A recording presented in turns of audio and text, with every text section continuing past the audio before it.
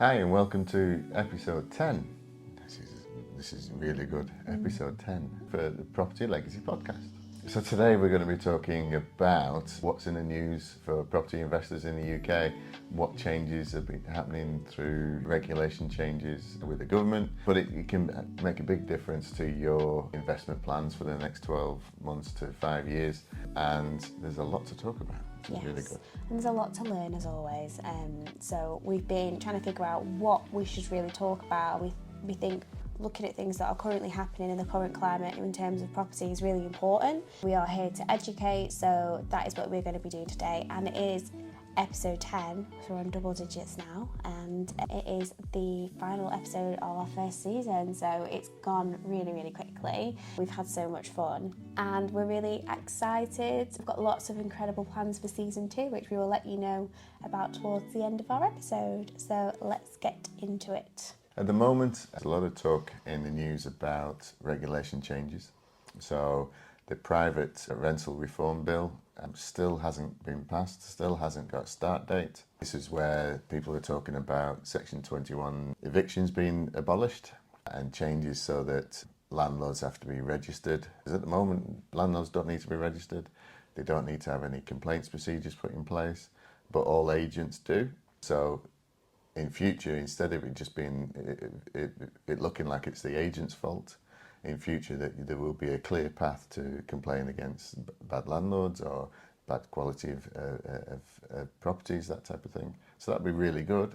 That is really good because we hear about it all the time, especially places like social media or just in general. I think sometimes being a landlord, a lot of people get tarred with the same brush. There are good landlords out there. We know a lot of them. We are good landlords, and it's important to know that people have that option as well, and actually something is going to be done. Because I think especially if you're a landlord under an estate agent, the estate agent will get the blame, and the estate agent is dealing with multiple different landlords on a day-to-day basis, so they're limited to what they can actually do in terms of complaints, whereas if you're going direct to the source, there's a lot more things that can be put into place. Yeah, from an agent's point of view, if you have a property that needs some maintenance and the landlord doesn't want to do it, there's nothing you can do to force the landlord to do that until it gets to a point where it starts to infringe on the regulations. So make sure it's up to standard for living in the UK. So you need to use the councils to kind of enforce things. But even then, some landlords will just refuse to make payments and do any changes. And that shouldn't really be the agent's fault. It's not their fault. They complain to the landlord just as much as the tenants do. So the new rental reform bill will mean that all landlords need to be registered, so that there's a database held by the local council, and that way you can see exactly that all the certificates up to date, everything's there. And if you are then finding rental properties that aren't on that database, then you know that it's a bad landlord or it's a landlord that isn't following the regulations. Yeah, I think that's essential as well. I think people should have access to things like that. I think it's, especially, with the current times and stuff like that, we want to know that we're doing something that's safe and secure, and we should be able to access those types of things. Yeah, so it'll be good for lots of things. People are worried about the cost to landlords because obviously they're just going to put the rents up to cover that cost. There will be an amount of costs involved. They'll have to be a member of a property ombudsman and things like that. So there could be costs and increases coming. But what it also means is the council can then actively fine landlords quite easily because they have a database that shows when gas certificates run out or electric certificates run out or whether they're compliant. So it'll be easy for the council to go to and fine people, which a lot of landlords are looking at that quite negatively. So there is a move to go from looking after residential property and actually have commercial property because there's not as many regulations there. So there will be a change, which might then increase rentals because there's not as many on the market. Okay. So there are things happening that would be a benefit to tenants, but also a negative because it could force landlords to sell up and just move out of property altogether. So that's something that could kind of backfire in the government. On the other side, the government is changing the way that leaseholders and their regulations so that leaseholders can actually buy the freehold of properties. So you tend to have leaseholds on new properties. Basically, that means that whoever built the new properties tend to own the ground, the freehold, and will charge every property a service charge or a surcharge every year, and get income for not actually doing anything because they just own the ground underneath the properties. Again, if you have an apartment in a block, it'll be leasehold because there will be a freehold for the whole building owned by the landlord, and then everybody else having leaseholds. What that means is you never actually own that property. You are leasing, you are a tenant for that. So even if you spent $500,000 on a property and it's a leasehold, you've only got that lease for so many years. It might be 999 years, but it is limited. Okay. It's not the same as owning the freehold. So owning properties with freehold is really good. That's what you'd aim for the majority of the time. But leasehold, it seems to be the way for leaseholders now landlords to then leasehold their properties. Obviously, when you think about, I mean, it's no kind of shock. In the UK, everywhere you drive in, there's just new build estates going up everywhere at the moment. Like I drove past somewhere the other day, and I swear it was a field a few weeks ago, and like half the houses were built. It was crazy. So, is it those types of houses? Are they leasehold or freehold? They'll be leasehold. Yeah. So all of these new builds, and it's funny as well because the amount of problems that people have with new builds, like see it all the time.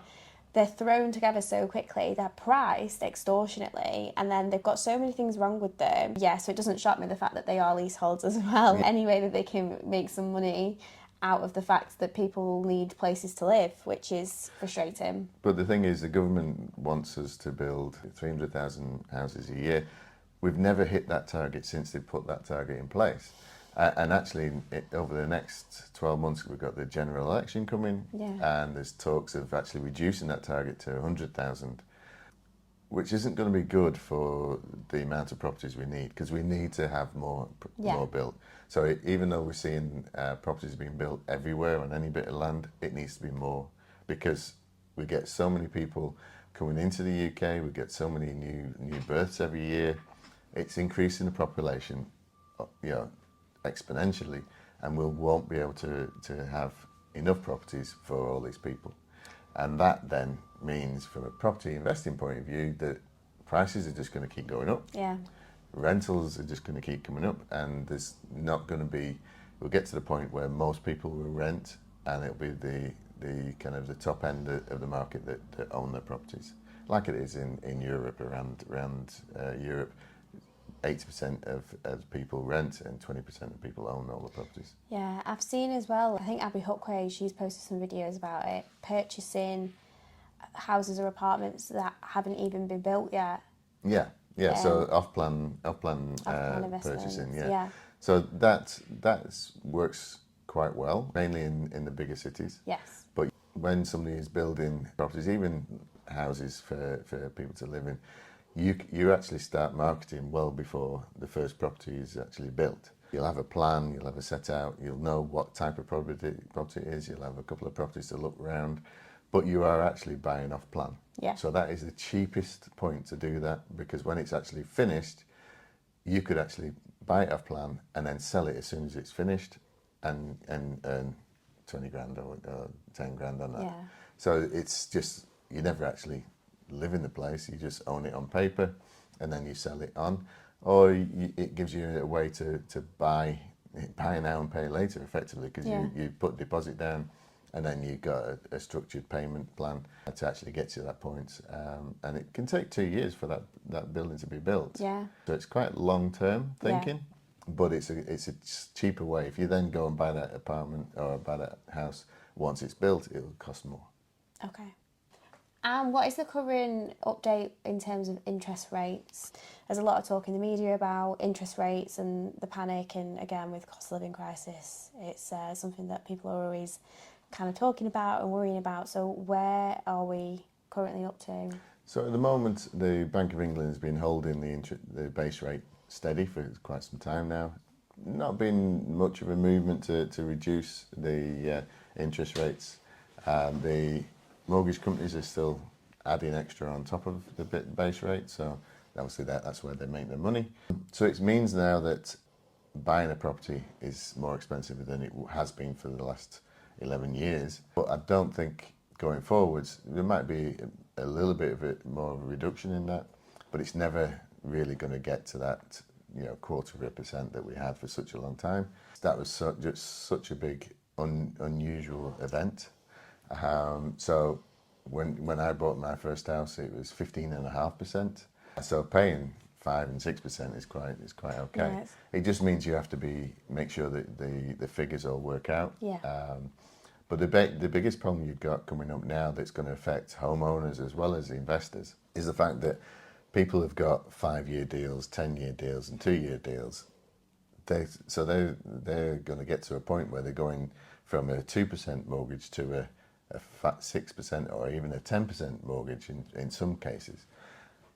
And that obviously will then take away much of the profits, if not all. Yeah. It means the amount of rent they're getting won't be enough, or a household will have to increase their mortgage payments by 10%, and that could really affect people's livelihoods, really affect people's houses, and get to a point where, because there was such a big jump in prices over 2020 to 2022, you could find a lot of people getting into real problems with having to pay a lot more for their mortgage, and they might have been kind of only just managing to afford it over the last couple of years with the energy increase. And so we could find that people start to get into trouble with mortgages and could get more mortgages being foreclosed and banks taking their properties back. So that could be a big real issue. It's a bit of a time bomb because all these properties, now 2 years ago. So if people have got a 5-year deal over the next 3 years, you could suddenly find that you're going from 2% to 10%. Yeah. And that could be really problems for families, but also for investors. Yeah, I didn't even think about the investor side of things as well. So it just means that properties for rent will be more expensive, Right. because anybody that are renting properties out will pass any extra costs to the actual rents. Yeah, this is the difficult thing. It's so expensive to rent, and it's also so expensive to buy, and so difficult to buy, especially for first-time buyers, things like that. But if you're paying rent, you're never going to save enough money to get a mortgage. No, and on the other side, the government isn't changing the local housing rates. No. So the issue we've got all around the country, the local housing rates are still quite set for the last 4 years, haven't been increased. So now that the rents are higher, like in Blackpool today, an LHA rate for a 3-bedroom house is £572 a month, but the average price for a 3-bedroom house is £825 a month. So there's a big top up that people on benefits are having to find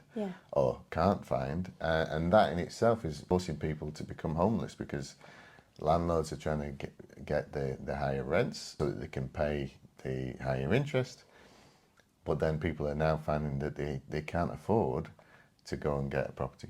So it means that we do have a scenario where people are homeless, living on friends' couches, or living back home with parents, and it's kind of hidden.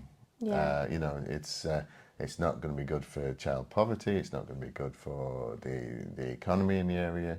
But there are places, Manchester, they have been increasing the amounts that pay through benefits because people they understand that if they don't pay the newer rates, people are going to get evicted or people are going to get moved on. So there are places around the UK that are paying more to bring it in line with the current trends, but there are lots of councils around the UK that don't.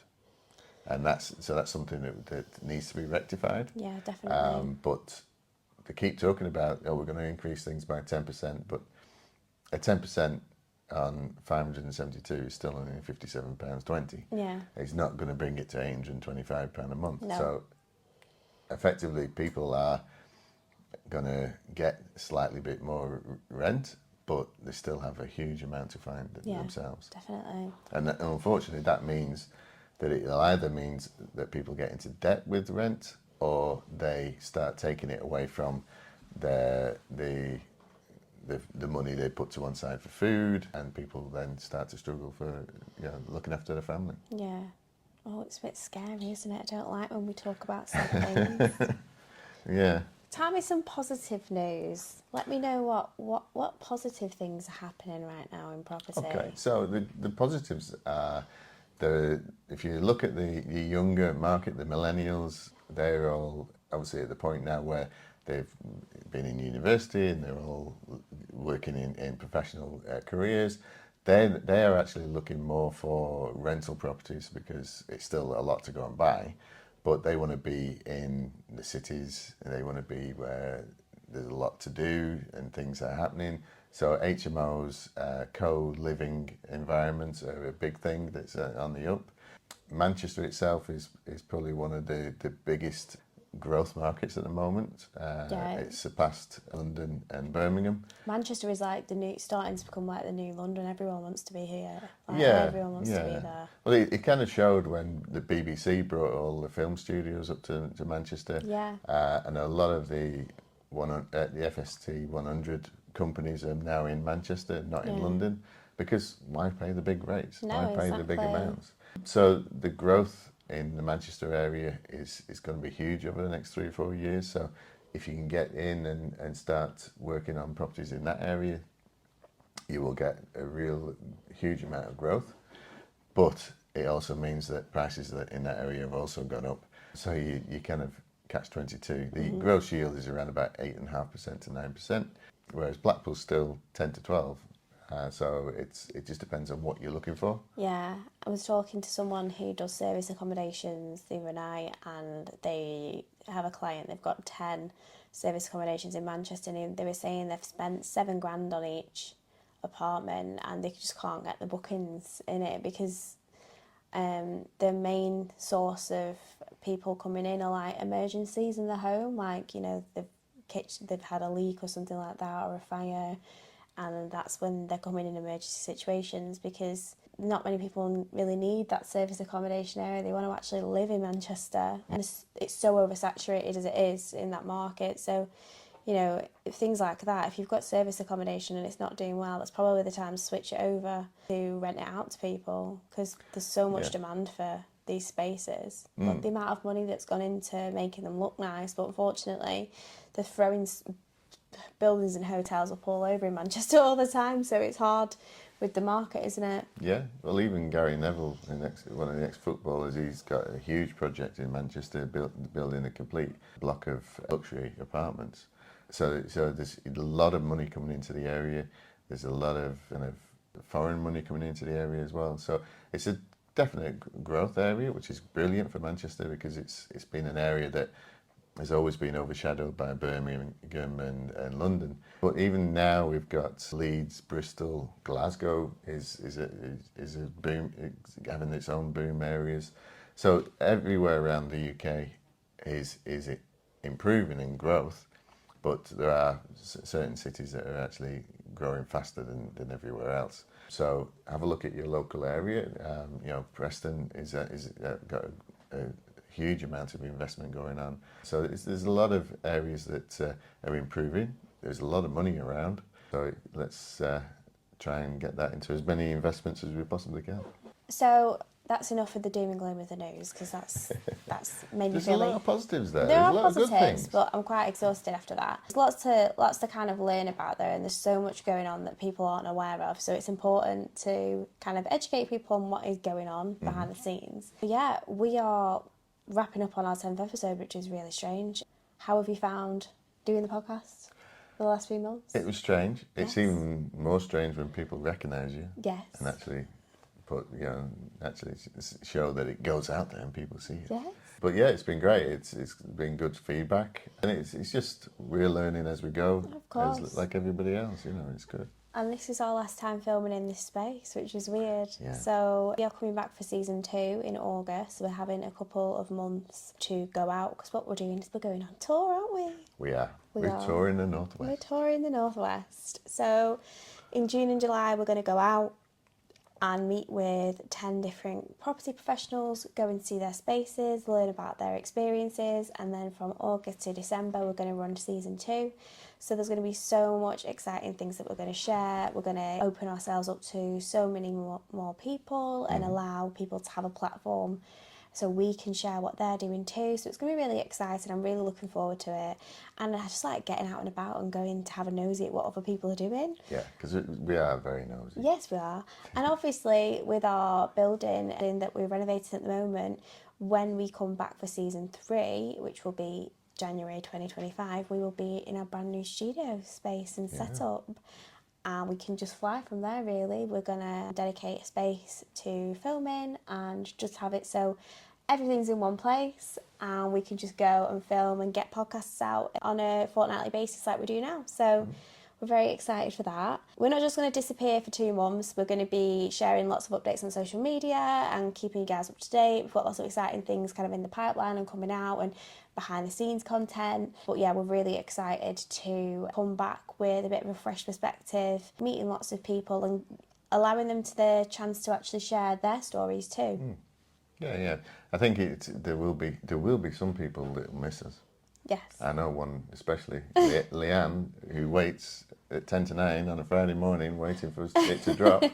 She came round, her and her husband came round and had a look at the Dixon Road project. So she will miss us. Oh, well, we'll only be gone for 2 months and then we'll be back. Yeah, we will definitely be back. And when we're in our new studio space, we won't have to go away for a certain amount of time. We'll be good. It's just for now, we've just got to... We need some time for me to put these blooming books together and all of that. There's lots to do I've behind done the my scenes. bit. Yes, exactly.